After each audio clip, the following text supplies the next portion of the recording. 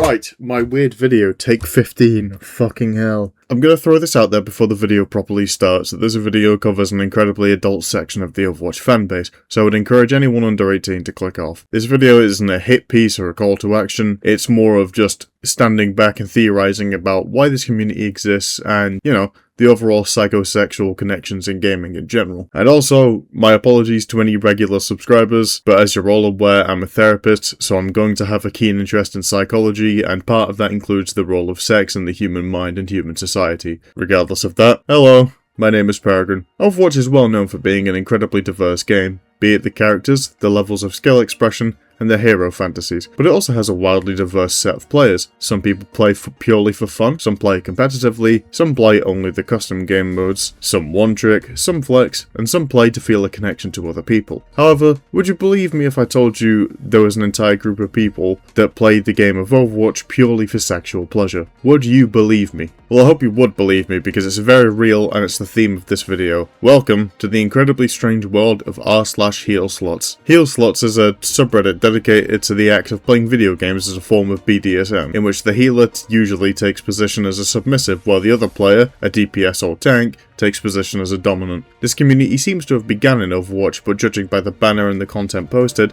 the community has reached out into other games such as World of Warcraft, Marvel Rivals, League of Legends, and is that the fucking TF2 medic? From what I can tell, the community seems to have stemmed from the naturally subservient role of a support player by healing and empowering their team in exchange for being peeled for and protected. While not exclusively female, the concept seems to be intrinsically linked to the traditional relationship or ancient rule of man provide, wife support, ride wife, life good.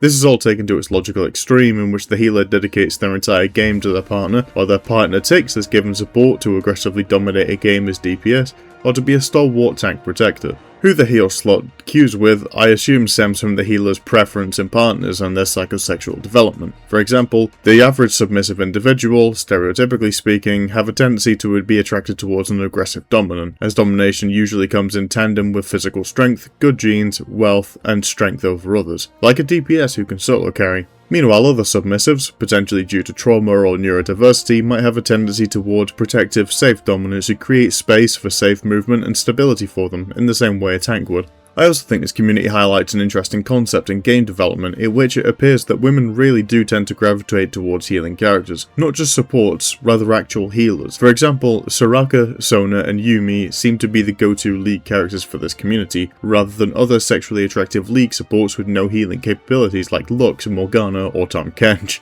I originally wrote this part of the script as submissive instead of women, but after more digging I found that dominant women in the scene also tend to prefer the healing role, which seems to further suggest that adding healing characters is a great way to introduce more women to your game. But also, of course, bear in mind that this dataset is incredibly biased due to the community being almost entirely centered around female support players. I find the concept of the name of the subreddit to be curious, really. The choice of words reveals a lot around this strange little subculture. However, sluts is certainly a revealing word choice. The use of a misogynistic slur?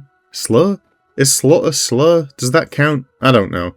Well, I'll call it a misogynistic buzzword. Either way, the use of this word and its posts show that this community is somewhat connected to the fetish of consensual sexual misogyny, demeaning and degrading the healers but of their own accord, exploring a societal taboo, in other words, which really makes me wonder, because of its themes and the time in which the subreddit was created, it's seriously making me question if this is a very strange knock-on effect of Gamergate and of potential mental health issues that stem from women being harassed in games. This could be somewhat similar, but not entirely the same as how some sexual assault survivors often experience compulsive sexual behaviours and fetishes such as con-non-con, or experience high-risk sexual behaviours as coping mechanisms. And after that horrific realisation, I'm going to leave this video on a funny note for everyone. One thing that I've noticed observing this community is that the sexual hierarchy here is wildly different from real life, which I assume will stem from the environment. Now, I'm not joking when I say this, but having a high rank in a video game is genuinely an attractive trait over there. Smurfs are abundant and always in high demand, seemingly being pulled to the front of the line in a similar way to how physical attributes such as big breasts and six-pack abs are in,